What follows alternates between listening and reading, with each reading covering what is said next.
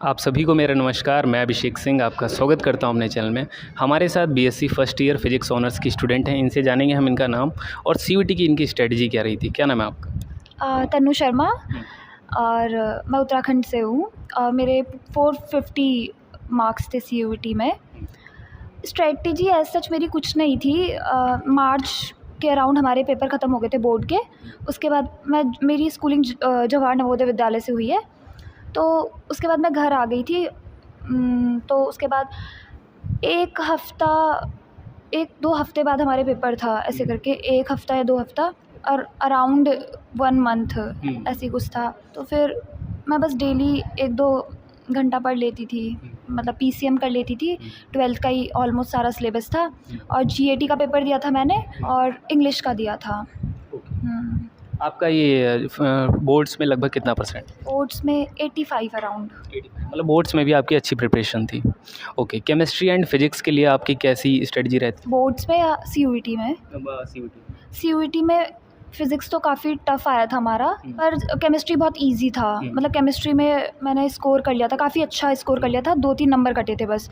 पर फिज़िक्स में काफ़ी मतलब 10-15 नंबर कटे थे। बीएचयू को आपने क्यों चूज़ किया? मेरे पास 2 ऑप्शन थे, डीयू या बीएचयू का। बाकी का मुझे बाकी में जाना भी नहीं था और यही 2 यूनिवर्सिटीज़ मुझे अपने लिए अच्छी लगती थी।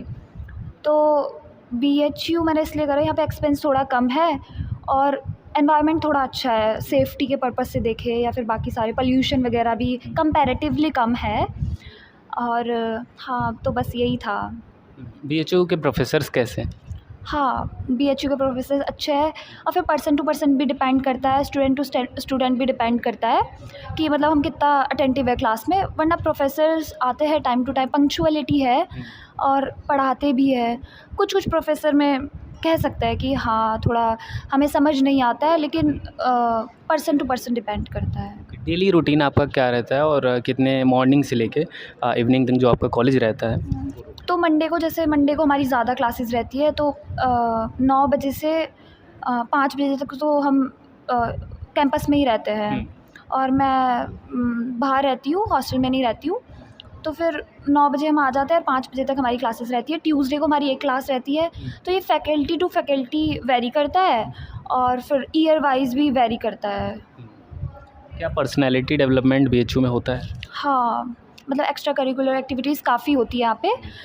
और अगर मतलब इन टर्म्स ऑफ डांसिंग और स्पीच डिबेट, यहाँ पे सोसाइटीज़ बहुत सारी है, तो उन सोसाइटीज़ में आप एनरोल हो सकते हो। डिबेटिंग सोसाइटीज़ है, उसके बाद अभिव्यक्ति करके एक सोसाइटी है, उसमें मैंने अभी रिसेंटली एनरोल किया है। तो उसमें भी काफ़ी हम अपने इमोशंस वगैरह या फिर पोइट्री वगैरह किसी भी उसमें हम एक्सप्रेस कर सकते हैं। और ऐसे बहुत सारी सोसाइटीज़ है। गेम्स के लिए भी काफ़ी सारा है और आर्ट एंड क्राफ्ट के लिए भी बहुत सारा कुछ है यहाँ पे। आपने इनमें से किन में पार्टिसिपेट अभी तक किया है? मैंने एक डिबेटिंग सोसाइटी है मंथन करके, उसमें पार्टिसिपेट किया है। और अभिव्यक्ति करके एक वो है सोसाइटी है, उसमें पार्टिसिपेट किया है। और डांस में मैंने पार्टिसिपेट किया था, लेकिन मैं किसी सोसाइटी से पार्टिसिपेट नहीं किया था। अभी नवोदय फाउंडेशन डे हुआ था, तो उसमें मैंने पार्टिसिपेट किया था। और हाँ, गेम्स में मैं अब देखूँगी, मतलब नेक्स्ट जब गेम्स का आएगा तब। हाँ। अच्छा, यहाँ पे जो इन्वायरमेंट हम लोग को मिलता है, जैसे बहुत सारे स्टूडेंट ऐसे होते हैं जो नॉर्मल बैकग्राउंड से आते हैं, उनकी स्कूलिंग उतनी अच्छी नहीं होती, तो यहाँ पे क्या उनको थोड़ा हिचकिचाहट झेलनी पड़ती है या सपोर्ट करते हैं? अभी हमारे सामने तो ऐसा केस नहीं आया है, पर हाँ, मैक्सिमम प्रोफेसर्स क्लास में इंग्लिश में पढ़ाते हैं। तो ये ज्योग्राफी में दोनों बाइलिंगुअल चलता है और काफ़ी सारे प्रोफेसर हिंदी में ही पढ़ाते हैं ताकि बच्चों को समझ आ जाए। लेकिन फ़िज़िक्स में हमने देखा कि मतलब प्रोफेसर्स इंग्लिश में ही पढ़ाते हैं ज़्यादातर, तो कहीं ना कहीं हो सकता है उन लोगों को फेस करना पड़े। सीनियर जूनियर इंटरेक्शन कैसा है? सीनियर जूनियर इंटरेक्शन ओके है, इतना ज़्यादा बुरा भी नहीं, इतना हाँ, सीनियर सपोर्टिंग है कि अगर हम कुछ क्वेरी लेके जाए या फिर हमें कुछ समझ ना आए या फिर किसी भी फील्ड में हमें पूछना हो तो हेल्प कर देते हैं। अच्छा, जो गर्ल्स आती हैं फर्स्ट सेमेस्टर में, उनको किन चीज़ों से बच के रहना चाहिए जो अभी तक आपने फेस? आउटसाइड द कैंपस और inside the campus. Inside the campus कैसा है? इनसाइड द कैंपस सब सही है, ऐसी कोई प्रॉब्लम नहीं है। बस हॉस्टल में ऐसे कि अपना सामान वगैरह सही से रखना है, ताकि मतलब हमें नहीं पता हमारा रूममेट कैसा है। बाकी ऐसी कोई प्रॉब्लम नहीं है। यूनिवर्सिटी में बेस्ट प्लेस कौन कौन से बीएचयू? बेस्ट प्लेस एक लाइब्रेरी और एक मैत्री और सेंट्रल लाइब्रेरी तो हो गया, LTC ठंडा रहता है, वीटी। हाँ VT, अच्छा, खाली टाइम पे कहाँ पे टाइम स्पेंड करना पसंद है? समटाइम्स VT और कभी कभी लाइब्रेरी। 1 मंथ का एक्सपेंस लगभग कितना आ जाता है as a day scholar? As a day scholar 7,000 to 8,000 में बहुत इजीली हो जाता है, मतलब हाँ, जैसे मेरा 4,500 रहता है रहने का भी और खाने का भी, और बाकी फिर मेरा अपना जो खर्चा होगा वो है। और अगर हॉस्टल की बात करें तो 4,800 उनका रहता है, मतलब खाने का और रहने का, और बाकी फिर उनका जो अपना एक्सपेंस है वो रहता है। कैंपस सेफ्टी जो बस की सर्विस होती है, तो बस में ऐसा कभी कुछ लगा कि नहीं सब यहाँ पे एग्ज़ाम्स का लेवल कैसा होता है, और क्या फर्स्ट सेमेस्टर में जो स्टूडेंट आते हैं उनको दिक्कत होती है? नहीं, मतलब नॉर्मल होता है, मतलब ईज़ी टू मॉडरेट होता है। अच्छा, न्यू एजुकेशन पॉलिसी में कितने सब्जेक्ट अभी आपको पढ़ने पड़े? 7 to 8। तो कुछ हेक्टिक लग रहा है शेड्यूल? खुद के लिए टाइम बच पा रहा है? हाँ, खुद के लिए टाइम निकालना पड़ रहा है, बच नहीं रहा है, निकालना पड़ रहा है।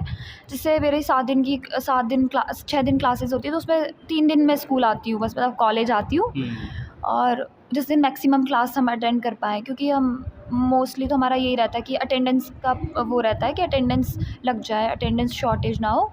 बाकी तो एज सच हाँ, हम 3 ही दिन आते हैं। अच्छा, कॉलेज में ये टाइम वेस्ट होता है, उसको हम कैसे बचा सकते हैं? हम कॉमन रूम अलग-अलग टाइम पे होती हैं। हम कॉमन रूम में बैठ सकते हैं, तो वहाँ पे अपना कर लेते हैं, और क्लासेस LTC में भी काफ़ी खाली रहती है, तो वहाँ पे बैठ के भी हम अपनी पढ़ाई कर सकते हैं। VT के सामने लाइब्रेरी है, तो लाइब्रेरी में बैठ के पढ़ सकते हैं। अच्छा, लाइब्रेरी में सीट वगैरह मिल जाती है? सर्दियों के टाइम तो मिल जाती है, काफ़ी बड़ी है, 3 फ्लोर है, लेकिन गर्मी के टाइम में प्रॉब्लम होती है थोड़ी बहुत, सुबह जाना होता है। अभी भी जाएंगे तो जो लोअर फ्लोर है उसमें मिल जाएगा, बेसमेंट पे, पर ऊपर नहीं मिलता है AC वाले में। अच्छा, BHU में यूनिवर्सिटी वाला माहौल आता है या स्कूलिंग जैसा ही लगता नहीं, यूनिवर्सिटी वाला लगता है। है? किन चीज़ों में क्या डिफरेंस है? जैसे मेरी तो नवोदय से स्कूलिंग हुई है, तो हम तो बाहर भी नहीं जा पाते थे, लेकिन यहाँ पे हम जब चाहे बाहर जा सकते हैं, जब चाहे अंदर आ सकते हैं। मतलब बस गेट क्लोजिंग का टाइम रात को 10 बजे होता है, वरना हम जा सकते हैं, आ सकते हैं, कुछ खा सकते हैं, और हमें बस लोअर टी-शर्ट हाउस टी-शर्ट्स पहननी होती थी।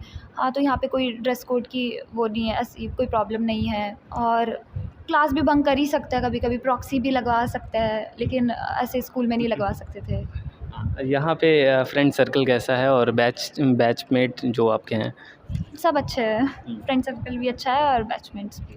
BHU में इवेंट्स कौन कौन से हुए और आपको कैसा लगा? आकांक्षा इवेंट हमारा अभी मुझे आकांक्षा के बारे में ही पता है, बाकी ये नवोदय फाउंडेशन वाला हुआ था, और 1-2 इवेंट्स और हुए थे, मुझे नाम याद नहीं है।